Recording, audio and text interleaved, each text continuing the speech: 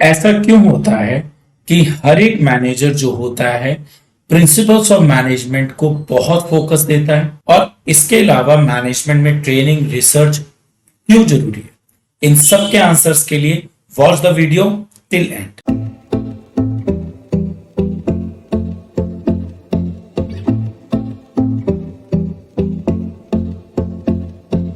Hello everyone, कैसे हैं आप लोग? आज हमारा चैप्टर 2 का लास्ट लेक्चर है। पिछले लेक्चर में हम लोगों ने प्रिंसिपल्स ऑफ मैनेजमेंट का रिवीजन किया था और nature of principles of management समझे थे। अभी तक के लेक्चर से ये तो समझ में आ गया कि आप लोगों ने बहुत अच्छे ढंग से इसको समझा, क्योंकि आपके फीडबैक आपके समझने के रिस्पॉन्स को बता रहे हैं। अब आज के लेक्चर में हम लोग ये सीखेंगे कि प्रिंसिपल्स ऑफ मैनेजमेंट क्यों इंपॉर्टेंट है किसी भी ऑर्गेनाइजेशन के लिए। ऐसा क्या है कि हर ऑर्गेनाइजेशन इन प्रिंसिपल्स को ऑप्ट करना चाहता है।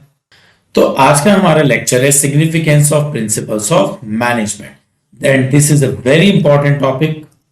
देखो, प्रिंसिपल ऑफ मैनेजमेंट जो होते हैं हमेशा अपनी यूटिलिटी की वजह से ही अपनी इंपॉर्टेंस मेंटेन करते हैं।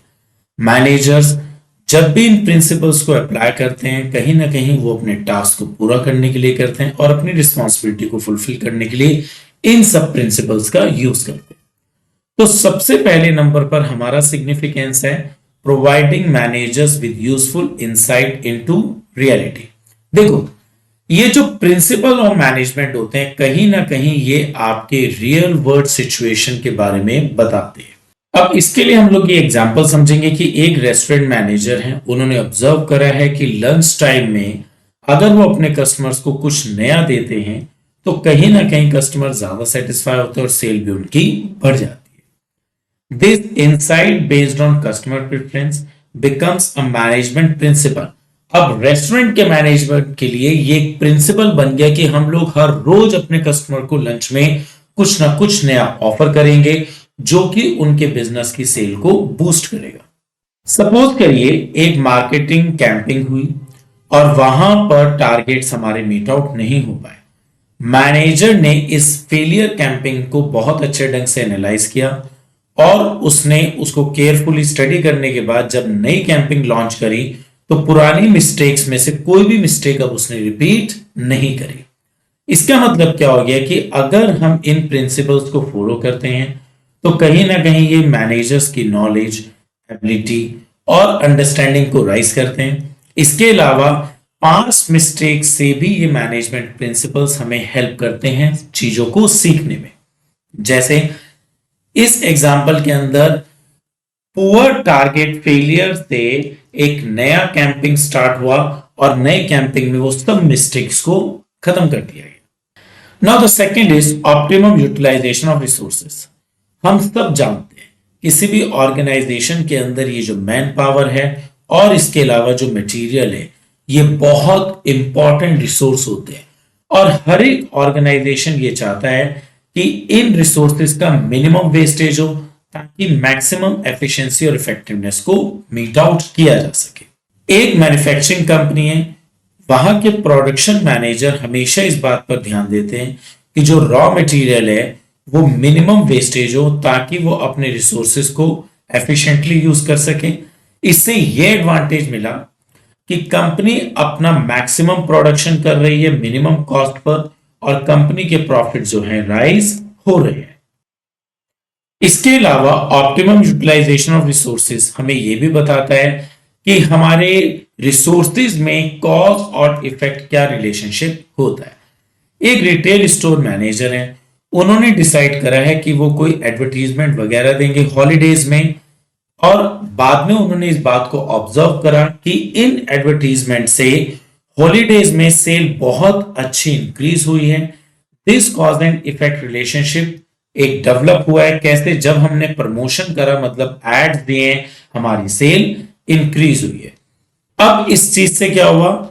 This understanding allows the manager to make informed decision for future promotion.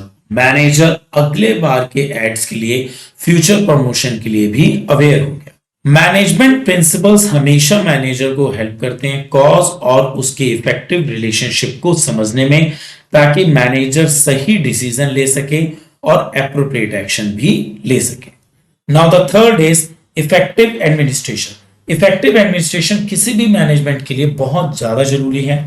इसका मतलब ये होता है कि मैनेजमेंट में जितने भी डिसीजंस हैं वो कभी भी पर्सनल प्रेफरेंस के हिसाब से ना हो, बायस्ड होकर ना हो, और किसी भी डिसीजन के लिए पहले से ही आप जजमेंट ना लें। Instead they should be based on objective, और आप कोई भी जजमेंट लें उसका कोई ना कोई टारगेट होना चाहिए, ऑब्जेक्टिव होना चाहिए, और ऑर्गेनाइजेशन के हमेशा वो इंटरेस्ट में ऑब्जेक्टिव होना चाहिए। फैक्चुअल बेस्ड डिसीजन जो होते हैं मैनेजमेंट में हमेशा फैक्ट्स पर लिए जाने चाहिए। इससे क्या होता है, मैनेजर जो है बहुत एक्यूरेट रहेगा और इंफॉर्मेशन ज्यादा बेटर रहेगी।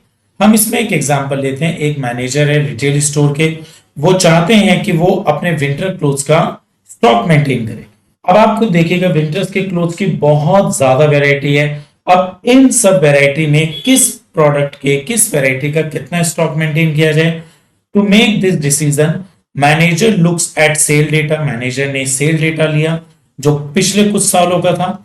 उसके बाद वेदर की फोरकास्टिंग को भी चेक किया कि अपकमिंग विंटर में कैसा वेदर रहेगा, एक्सट्रीम विंटर होंगी या एक कभी कभी मॉडरेट क्लाइमेट भी कस्टमर्स को मिलेगा। एंड सर्वेज कस्टमर प्रेफरेंसेस, और इसके अलावा कस्टमर किस टाइप का विंटर्स का क्लोथ पसंद करता है, जैकेट पसंद करता है, लॉन्ग कोट पसंद करता है, इसका भी सर्वे किया गया। By relying on the factual information, manager can make an informed decision regarding stocking winter clothing. अब इन सब एनालिसिस के बेस पर मैनेजर जो है विंटर्स के क्लोथ का स्टॉक मेंटेन कर सकता है और एक अच्छा डिसीजन ले सकता है।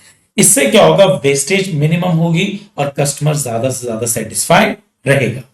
थॉटफुल एंड जस्टिफाइबल, मैनेजमेंट के जितने भी डिसीजन होते हैं वो सब थॉटफुल होने चाहिए और वो सभी के सभी डिसीजन जस्टिफाइड होने चाहिए।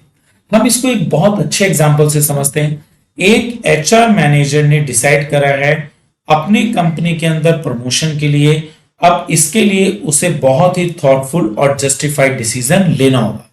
मैनेजर ने क्या किया, इस डिसीजन के लिए बहुत सारे फैक्टर्स को फोकस किया, जैसे एम्प्लॉयज के प्रेफरेंस को, उनकी क्वालिफिकेशन को और सुपरवाइजर्स के फीडबैक को।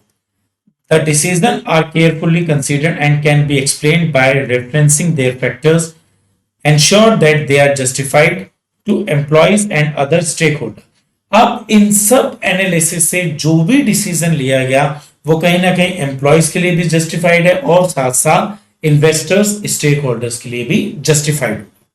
Meeting changing environment requirement, management principles जो होते हैं आपको गाइडलाइंस देते हैं that manager follows to run a business effectively, but these principles can be changed and adapted to meet the ever changing demand of the business world. अब ये जो principles होते हैं समय के साथ साथ बदले जा सकते हैं, उनमें हम चेंजेस ला सकते हैं। This flexibility is crucial because the business environment is always evolving. मतलब बिजनेस का जो एनवायरमेंट है हमेशा चेंज होता रहता है। इस वजह से जितने भी हमारे प्रिंसिपल्स ऑफ मैनेजमेंट है वो समय के साथ साथ बदलने चाहिए। Now the next is fulfilling social responsibility. कोई भी बिजनेस होता है अपना मटेरियल, रॉ मटेरियल कहां से लेता है, सोसाइटी से। वहां पर ऑर्गेनाइजेशन में जो भी काम करने वाला स्टाफ होता है कहां से आता है, सोसाइटी से। और कोई भी बिजनेस सामान कहां बेचता है, सोसाइटी में। इसका मतलब पैसा भी सोसाइटी से कमाया जा रहा है, तो कहीं ना कहीं बिजनेस सोसाइटी के लिए रिस्पॉन्सिबल होना चाहिए। Businesses are now under more pressure to do good things for society. आज की डेट में बिजनेसेस को हमेशा सोसाइटी के लिए बहुत ही अच्छे काम करने चाहिए।